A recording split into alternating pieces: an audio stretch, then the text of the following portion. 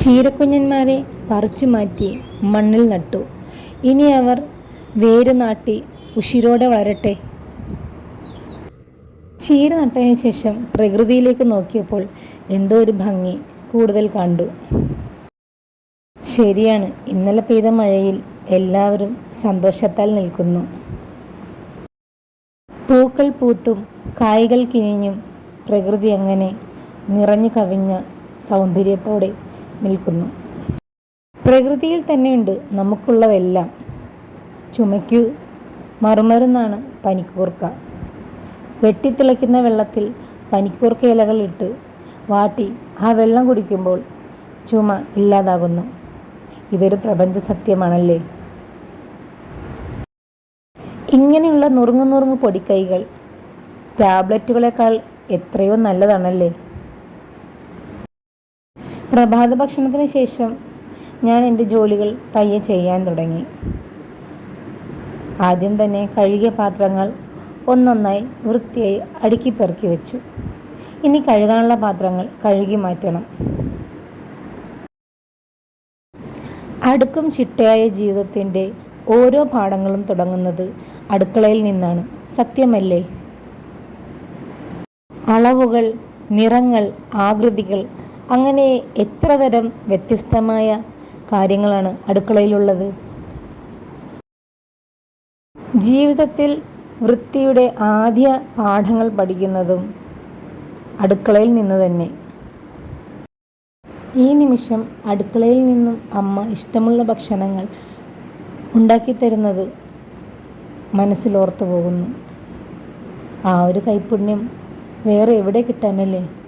അമ്മമാർക്ക് എന്തോ മാന്ത്രികം അറിയാം. വിഷരഹിതമായ മാമ്പഴം. മുറ്റത്തെ മാവിൽ അവൾ തന്ന സമ്മാനങ്ങളാണിത്. എന്തു രുചിയാ!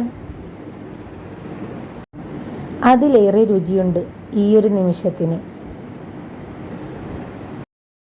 എന്നും ഞാൻ അവനല്ലേ വാരിക്കൊടുക്കുന്നത്. ഇന്ന് അവൻ എനിക്ക് വാരിത്തന്നു. ഉച്ചക്കത്തേക്കുള്ള ഭക്ഷണം തയ്യാറാക്കാനുള്ള സമയമായി. കക്കയിറച്ചി തോരൻ വെക്കണം, മോര് വെക്കണം, പപ്പടം വറുക്കണം. കുറച്ച് പണികളുണ്ട്. കക്കയിറച്ചി ഫ്രഷ് അല്ല കേട്ടോ, ഉണങ്ങിയതാണ്. കഴിഞ്ഞ ദിവസം കടയിൽ പോയപ്പോൾ അവിടെ വിൽക്കാൻ വെച്ചിരിക്കുന്നു. ഒരു പാക്കറ്റ് വാങ്ങി. എങ്ങനെയുണ്ടെന്ന് നോക്കാമല്ലോ. നിങ്ങളുടെയൊക്കെ നാട്ടിൽ കിട്ടാറുണ്ടോ ഉണങ്ങിയ കക്കയിറച്ചി? നാട്ടിൽ നിന്നും മാറി നിൽക്കുന്നവർക്ക്, കക്കയിറച്ചി ഇഷ്ടമുള്ളവർക്ക് ഇതൊന്ന് പരീക്ഷിക്കാം. തോരൻ എന്തായാലും നല്ല രുചിയുണ്ടായിരുന്നു.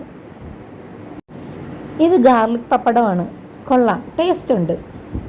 വളർന്ന പൂവിടാൻ പാകത്തിന് നിൽക്കുന്ന വഴുതനയിലും പീച്ചിലും ഒക്കെ വണ്ടിൻ്റെ ആക്രമണം ഉണ്ടായപ്പോഴാണ് ഞാൻ ഓർത്തത്, കഴിഞ്ഞ വർഷം ഉപയോഗിച്ച അതേ സൂത്രം തന്നെ ഉപയോഗിക്കാം. സോപ്പ് സൊല്യൂഷനും വിനാഗിരിയും വെള്ളവും ചേർത്ത് ഒരു സൂത്രം. എങ്ങനെയുണ്ട്? നല്ല ഫലമാ. ആ തക്കം നോക്കി എൻ്റെ കൂടെ ഗാർഡനിങ്ങിന് ഇറങ്ങിയ ഹരിക്കുട്ടൻ ഓരോ ചെടികളും പിഴുതെറിയാൻ തുടങ്ങി.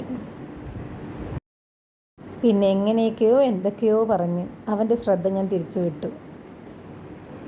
എനിക്ക് പൂക്കൾ ഇറുക്കുന്നത് ഇഷ്ടമല്ല. എനിക്ക് ജോലികൾ ചെയ്യാൻ ഇന്ന സമയമെന്നില്ല. എനിക്ക് എപ്പോൾ ചെയ്യാൻ സാധിക്കുന്നു അതാണ് എൻ്റെ സമയം. അലക്കിയ തുണികൾ ഓരോന്നായി വേർതിരിച്ച് ഇനി അഴയിൽ കൊണ്ട് വിരിക്കണം. എന്തൊരു ചൂടാ! നമ്മളെപ്പോലെ തന്നെ അവർക്കുമില്ലേ ദാഹം, അവർക്കുമില്ലേ തളർച്ച. എല്ലാവർക്കും വെള്ളം കൊടുത്തു. അഴയിൽ ഒന്നിനു പുറകെ ഒന്നായി തുണികൾ നിരനിരന്നു. സാധാരണ വൈകുന്നേരങ്ങളിലാണ് ഞാൻ തുണി വിരിച്ചിടാറ്. അതാകുമ്പോൾ നാളെ നല്ലൊരു വെയിൽ കൊണ്ടുകഴിഞ്ഞ് തിരിച്ചെടുക്കാം. എന്നാൽ ഇന്ന് ഇച്ചിരി വെയിൽ കുറവ് കാരണം അവിടെ നിന്ന് വിരിച്ചിടാം. അധികം വെയിലടിക്കുന്നില്ല. പിന്നെ കൈകൊണ്ട് അലക്കാനുള്ള തുണികൾ കുറച്ചുണ്ടായിരുന്നു. അതും കഴുകി വൃത്തിക്ക് വിരിച്ചു. എത്രയൊക്കെ ജോലി തിരക്കിൽ ഏർപ്പെട്ടാലും നമ്മൾ കുറച്ച് സമയം നമുക്ക് വേണ്ടി മാറ്റിവെക്കണം. നമുക്ക് നമ്മളോടുള്ള ഉത്തരവാദിത്തമെന്നോ നമ്മളോട് തന്നെയുള്ള സ്നേഹമെന്നോ അങ്ങനെ എന്തോ അതിനെ പറയാം. നമ്മളെ നമ്മളോളം സ്നേഹിക്കുന്ന ആരും ഈ ഭൂമിയിലില്ല. അതൊരു സത്യമാണ്. അത് മനസ്സിലാക്കിയ കുറേയൊക്കെ നമ്മുടെ പ്രോബ്ലം സോൾവ് ആകും.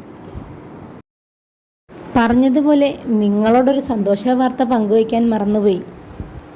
നമ്മുടെ ചാനലിലേക്ക് ഒരു ട്രൈപോഡ് വാങ്ങി. അപ്പോൾ എനിക്ക് സർപ്രൈസായിട്ട് വാങ്ങി തന്നതാണ്. ഞാനിതൊന്ന് വാങ്ങണമെന്നിങ്ങനെ മനസ്സിൽ വിചാരിച്ചപ്പം എനിക്ക് വാങ്ങിത്തന്നു.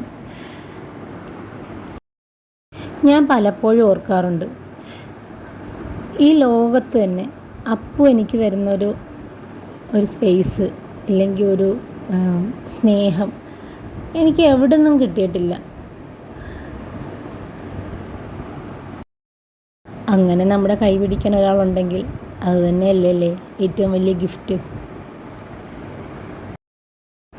പറഞ്ഞ് കാട് കയറി എവിടെയോ പോയല്ലേ. ഇനി തിരിച്ചു വരാം. ഈ പാക്ക് ഉണ്ടല്ലോ, വളരെ സിമ്പിളാണ്, പക്ഷേ എഫക്റ്റീവാണ് കേട്ടോ. കുറച്ച് പച്ചമഞ്ഞളും കുറച്ച് കടലമാവും കുറച്ച് തൈരും കൂടെ മിക്സ് ചെയ്ത് മുഖത്ത് തേച്ച് വളരെ എഫക്റ്റീവാണ്. ടാൻ ആണെങ്കിലും ബ്ലാക്ക് ഹെഡ്സ് ഒക്കെ ആണെങ്കിലും മാറിക്കോളും. ഹരിക്കുട്ടന് കളിക്കാൻ കൊടുത്ത എൻ്റെ ഡ്രോയിങ് ബുക്കാണ് കേട്ടോ ഇത്.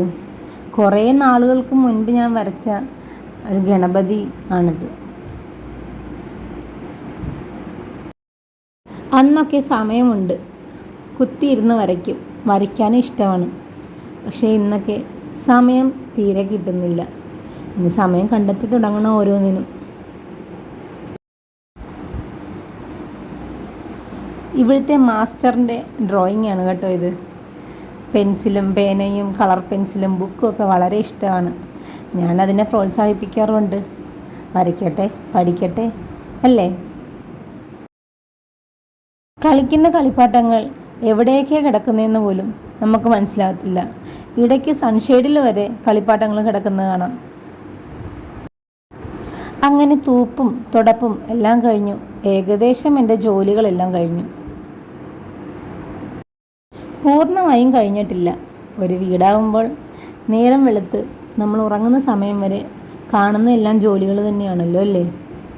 ഇനി ഒന്ന് കുളിക്കണം, ഫ്രഷ് ആകണം. ജോലികളെല്ലാം തീർത്ത് ഫ്രഷായി ഒരു കപ്പ് ചായയുമായി അങ്ങനെ കുടിച്ച് പ്രകൃതിയിലേക്ക് നോക്കിയിരിക്കാൻ എന്ത് രസമാണല്ലേ. അപ്പോൾ ഈ വീഡിയോ ഇഷ്ടപ്പെട്ടെങ്കിൽ like, share, subscribe. Thank you.